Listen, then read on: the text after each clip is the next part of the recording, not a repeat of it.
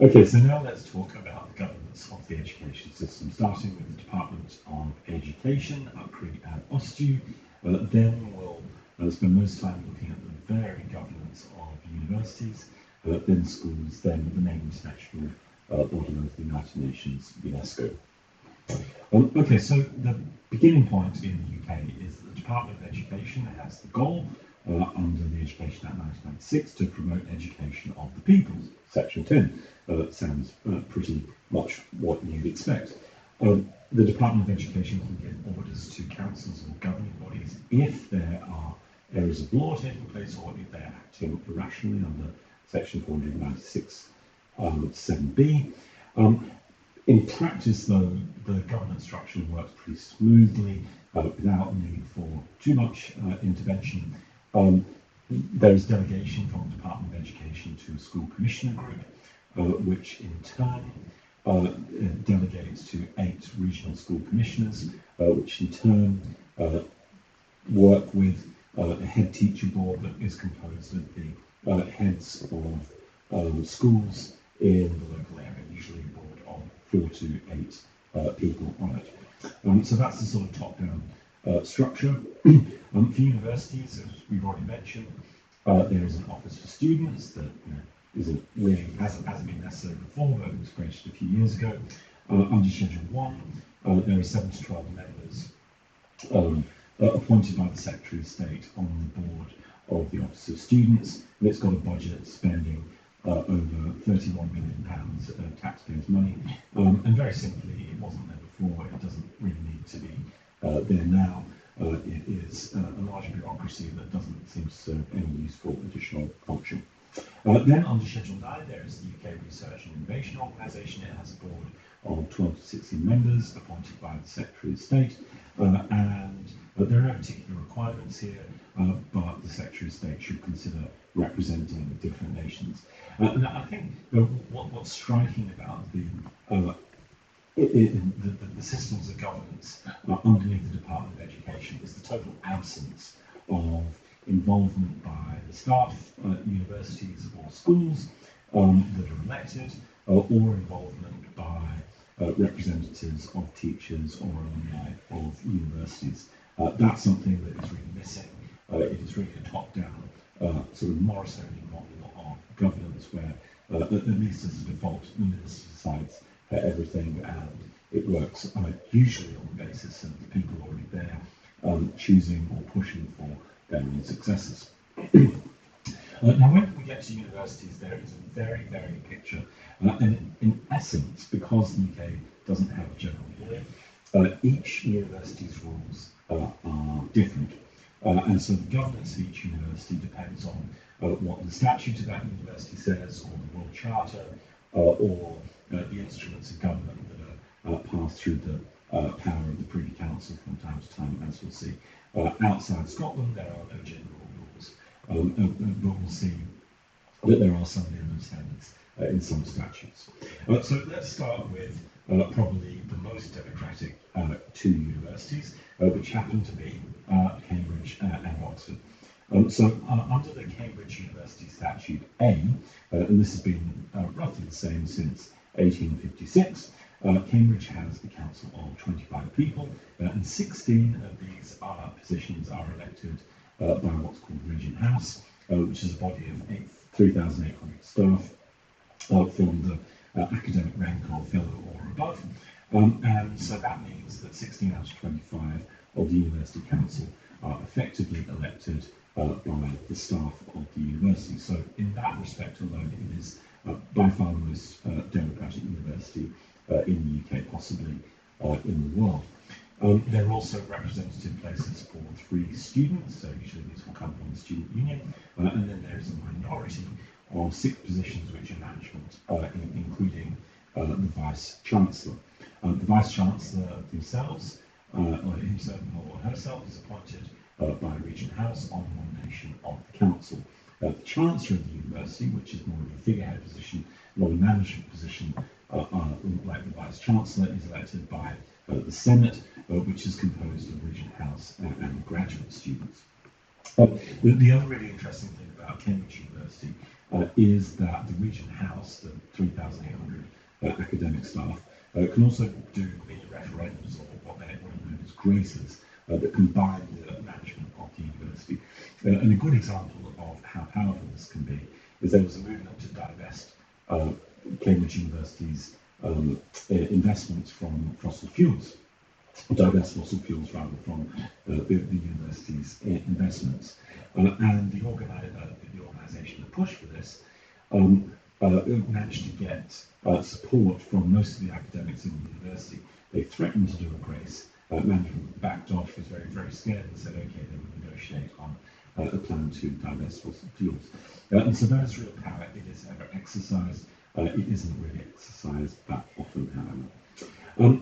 There are problems with this model. So under statute A310D and A42, if you're a part-time member of staff or if you're fixed-term teaching staff, then you don't get a voting right. You won't be considered a fellow even if you are doing, as is often the case, the same work in supervisions or lectures. And that has doubtful compatibility with the rules that we've got in labour law, part-time work regulations or fixed-term employee regulations, and their goals for equal treatment. Okay, but so that's an example of one of the most democratic universities in Britain. Then you've got Oxford. Oxford University Statutes 4 and 6 set out the governance rules, and under them, Oxford has a council of 25 people. 11 are elected by the congregation. The congregation is the academic staff, much like Regent House over at Cambridge.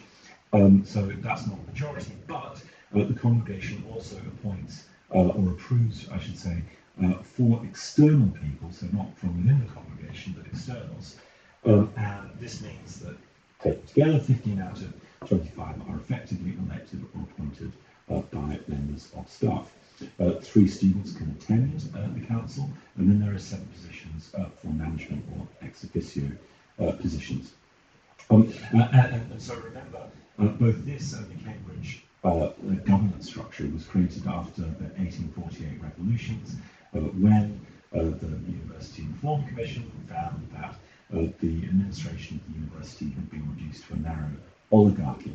And so these democratic reforms, ensuring that a majority is elected, was the remedy for universities being run like a narrow oligarchy. That's the good news. The bad news is that most other universities in England, Wales, Scotland and Northern Ireland still do run like narrow oligarchies. So let's have a look at those.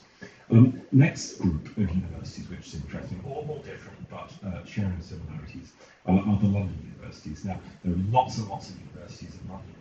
I'm just picking 4, which are the big ones around central London, but we could look at many others as well.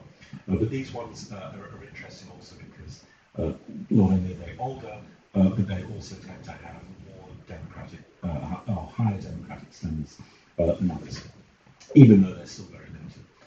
So King's College London has its governance structure set under what's called the Charter and the Statutes, and it has under this, under Article 1, a council of 21 members, but only 3 are elected by academic staff and not directly through what's called the academic board. So in different departments, staff elect, academic staff elect, if you're full-time, elect members of the academic board. And actually, I think that we might now, I think if you're a part-time member of staff, you also get to vote. So there's no distinction there. And the academic board in turn appoints these or elects these 3 members. Then there's another 2, which strangely are appointed by the council from the academic board, and that's a sort of way, a strange sort of Kremlin-esque way of doing things. There's 1 member of the council, at least the last time I checked, who is the head of the student union. The students, as I recall, were promised to have 2, but I think it's still only 1. And then the real power is with this sort of self-perpetuating body of members of the council. They are appointed by the council itself. So you have 12 people on the council, and they appoint their own successors in future. And then there's ex officio members. It was different under the King's College London Act 1997, under Section 15. I'm simplifying a bit, but there was a council of 39 members, and roughly a third were elected. So King's has actually gone backwards from the legislation that was there, and far behind the standards that you'd see in a university like Cambridge. Then there's London School of Economics, and it's been going backwards too in democratic representation. So it's got a council of 18 members. 12 of these are so-called independent members, but what independent members really means is appointed by the existing council, which means that they are completely dependent on the management that they're supposed to be holding to account. They're self-perpetuating. There's the Vice-Chancellor, there's the Vice-Principal. There are 3 members of staff elected via the academic board, 1 member of professional service staff, which is appointed under rules set by the council. Not so simple, apparently, as just letting professional service staff elect their own representatives. Then there's 2 student representatives, and this is all found in a memorandum of Articles of Association, because the London School of Economics is actually accompanied by guarantee. So King's is created by an Act of Parliament, LSE accompanied by guarantee. Unlike Oxford is a corporation of common law that has a series of statutory rules laid down on top to set its rules. Then there's UCL, so University College London, under Articles 3 and 4 of its statutes, has a council of 20. 6 are elected by the academic board, 3 professors, 3 non-professors, representation of 2 students, and there's a provost. But again, the majority of positions are held by people who are appointed by the existing council. So you've got this self-perpetuating oligarchy problem running throughout London universities, even though there's some important representation for staff and students. Imperial is probably the worst. 20 members, just 1 staff representative and 1 student. Then we go to Scotland, which is also interesting in a different way, because the standards of representation are low, but there's an Act of Parliament which in 2016 raised the minimum standards that apply to all the Scottish universities. So Section 10 says that the governing body of a Scottish university covered by the Act has to be composed with at least 2 members elected by the staff, 2 by unions of the academics, and a union of the support staff. So in practice, that means the University and College Union, and it means probably Unite and Unison, depending on how staff are represented by trade unions.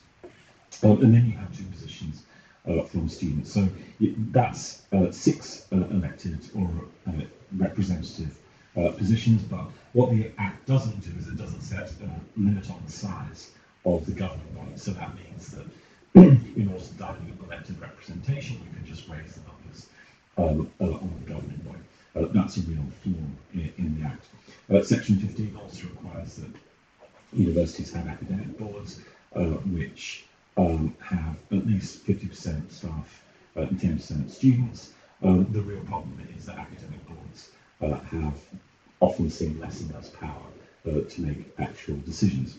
So that's what the Act says, but let's just take an example from one of the universities in Scotland. A good one is Edinburgh. So the University Court there has 23 members. It can go up to 25, at least this was the case last time I checked in 2024. It has 6 members who are elected by staff and unions, and then a further 2, so it's going on beyond minimum standards, from students, 1 appointed from Edinburgh City Council, 4 ex officio positions, 7 co-opted members, which just means the council choosing its own successors, but up to 9, 3 general council assessors appointed by the court. So there what you see is something similar to London, so there's some representation, some elected democratic mandate, but really it's ultimately management dominated. When we look at the rest of England and Wales, the minimum standards are much, much lower. Under the Education Reform Act of 1988, one of Thatcher's pieces of legislation, Section 124A says that the Privy Council can make orders for what is in a higher education constitution. That obviously came later after 1988, but section 125 says that articles of government can set the board of governors, the principal, the academic rules in a university. But there's a big limitation, which is found in Schedules 7 and 7a. It sets the size, so the size of government bodies between 12 and 24 members, and actually if you look at what good corporate governance, how good corporate governance operates, this is far too big. I mean, really you want something that's more like between 7 and 11 members. But the most important and damaging part of this law is that it says that there's a maximum of 2 academic members of staff or 2 teaching staff and 2 students. You can have 1 to 9 nominated by members who are not co-opted. So instead of creating minimum standards to ensure more staff representation, Thatcher's Act clamped down on the number of elected representatives from staff. This covers 46 universities, mainly the newer ones, for instance, Anglia Ruskin, London, Cambridge, Nottingham Trent, Lincoln, Oxford Brookes. And then there's a huge diversity of other rules in other universities. So if we look at some of the older universities around England, like Manchester, there you've got a 25-person council, 7 are elected by staff, 1 by students. In Warwick, there's a council of 26, 4 elected by staff, 2 by students. Bristol, 20-person council, 3 elected by staff, 2 by students. So the overall picture is not very democratic, not very good. But it has to be said that universities are an incredibly innovative forum for elected representation within enterprise. We'll see something similar in the National Health Service, but outside this, universities are, I mean, it's a good thing that they at least do have some elected representation for staff and students. Now, remember there were the student-led uprisings in France in the 60s, and so it's useful to compare what happens in France to England, mainly for that reason. So since the Foray Act of 1968, university management has been required by law to have a president, a board of management, and an academic council. And the rules for these bodies are all set out in the French Education Code. Article L712 says that the president is elected by a majority of the board of the university for 4 years. The term is renewable once, and cannot be the person cannot be also on the academic council. Under 7123, the board of management has to have 24 to 36 members. Okay, so too many from a corporate governance perspective. 8 to 16 of these will be professors, 4 will be external, 4 to 6 will be from students, and 4 to 6 will be from non-academic members of staff. So already you can see that that's pretty democratic.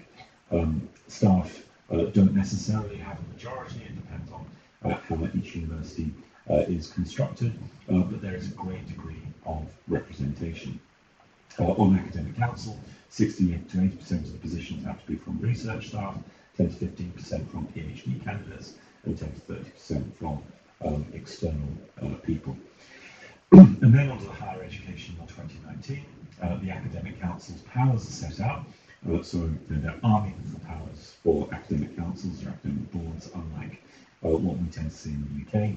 They decide upon training rules, how examinations are done, measures to ensure student success, orientation, careers, outreach, and disability policy. So it's very important to have a code like this for what the academic councils can actually do. I'm sure you'll be wondering about America, because America has so many famous universities. You have a big variety of hierarchical systems in America, some more democratic than others, but by and large, outside of the selection that I'm about to give you, American universities are run in a pretty top-down fashion without much staff or alumni representation. Interestingly, Harvard is probably the most democratic, not from the perspective of staff, but Harvard has a president, which is chosen by the president and fellows of the college, so self-perpetuating. But, and this is a really big but, The Board of Overseers can withhold consent on the selection of who the president is. And the Board of Overseers is elected by the alumni of Harvard. And of course, many people who are alumni of Harvard I should say, many of the staff at Harvard will also be alumni, and there are alumni, of course, all around the world who take an active part. So that is a big source of democratic legitimacy in Harvard's system of governance. Yale has a group of trustees, 10 of them, who choose their own successors. 6 are alumni elected and 2 are ex officio. So again, alumni representation this time, but a majority is self-perpetuating board. Then there's Cornell, 64-member board of trustees, which appoints the president. 8 of these chosen by alumni, 2 from faculty, 1 also a non-academic staff member, and 2 students. This is set under New York state law. And of course, there's no reason why it couldn't go much further. California does go a little bit further. So it has a requirement in University of California universities. I beg your pardon. So California has a 26-member board of regents. 18 are chosen by the governor. 7 will be ex officio, 1 student. So this is what's required for its universities.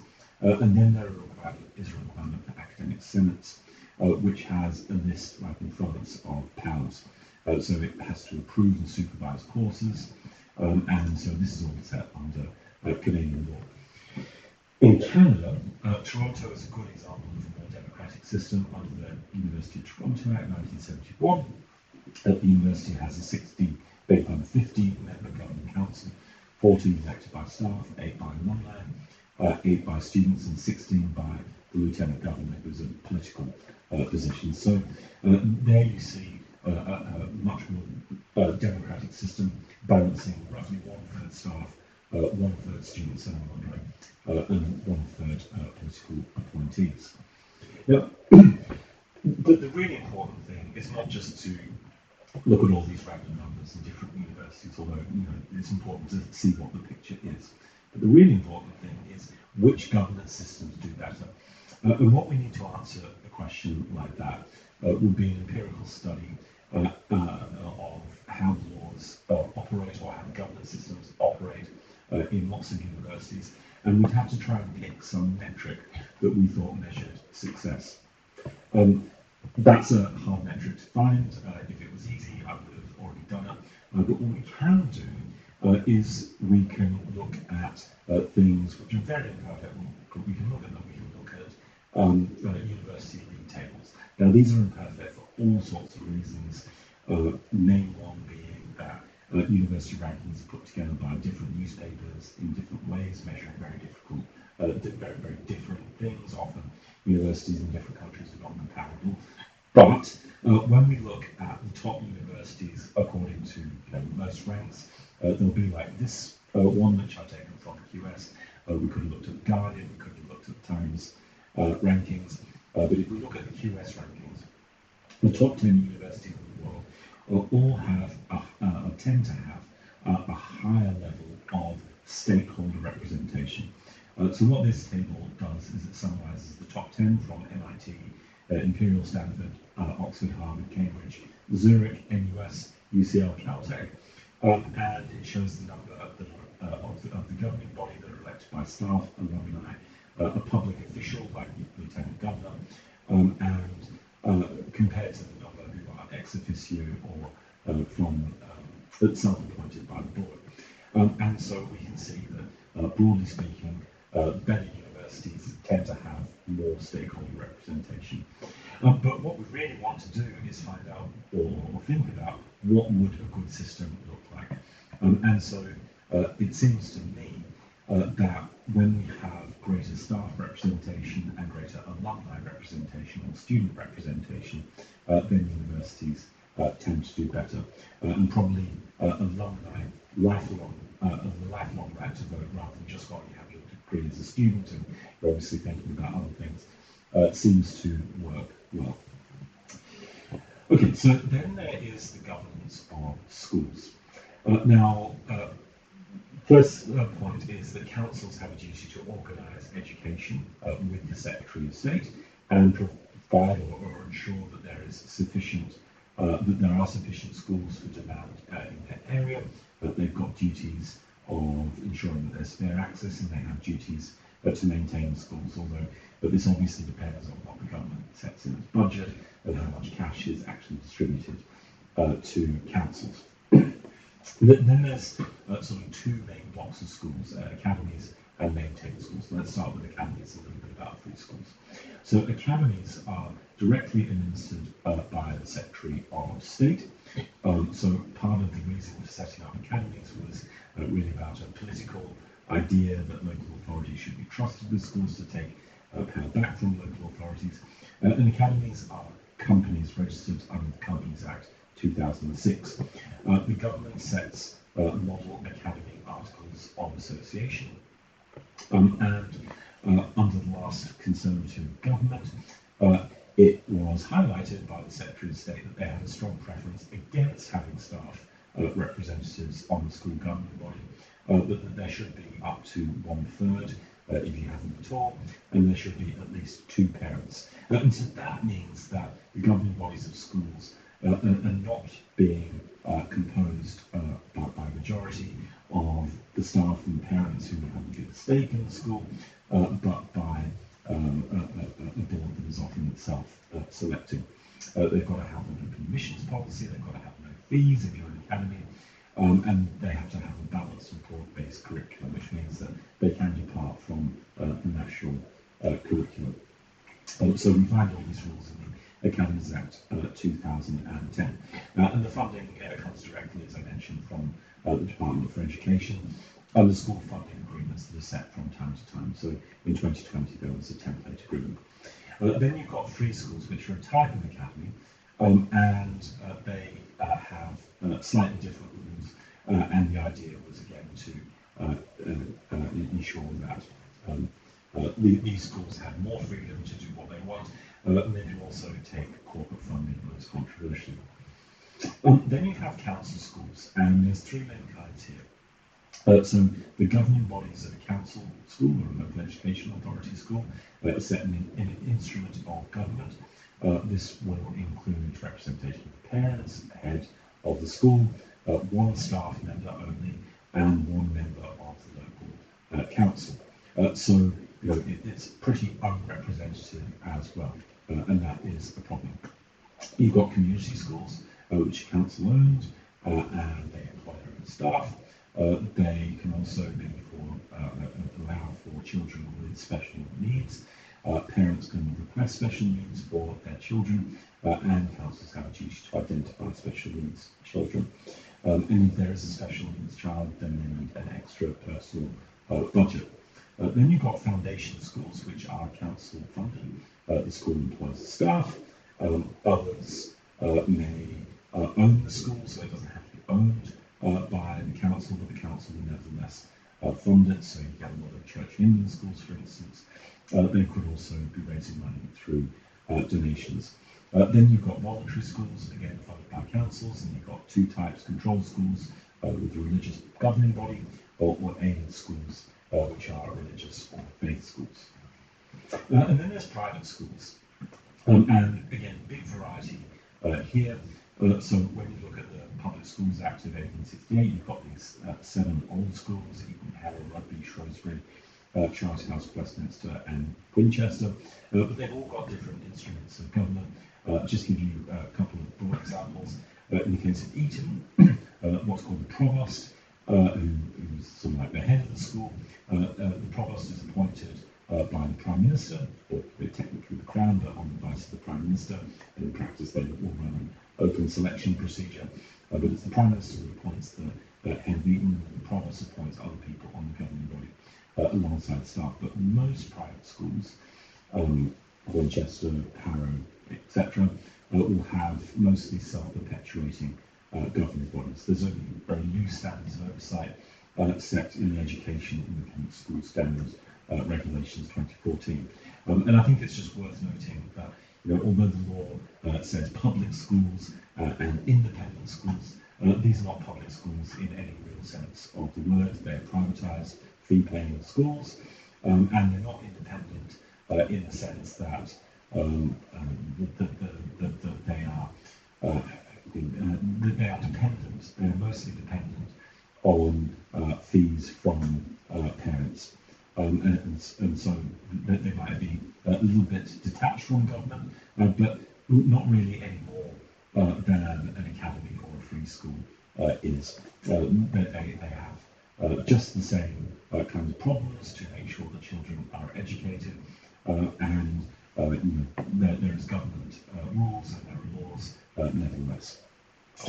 Finally we've got UNESCO. So at an international level, UNESCO is the body of the United Nations that oversees education policy. The preamble to its constitution says that since war begins in the minds of men, it's in the minds of men that the defences of peace must be constructed. And it recommends the role of UNESCO, one of its main roles is to recommend treaties that will promote the free flow of ideas by word and image, including popular education. One thing that we don't have yet is a model treaty on funding a global system of higher education to substitute a global market for higher education. UNESCO is run through the UN, so each United Nations member becomes a UNESCO member. They have a $1.3 billion budget. But yeah, nothing yet from an international level to ensure that there's a cross-border right to free education based on merit, to transpose or to put into practice the international covenant and the principles from the Universal Declaration. So next is rights.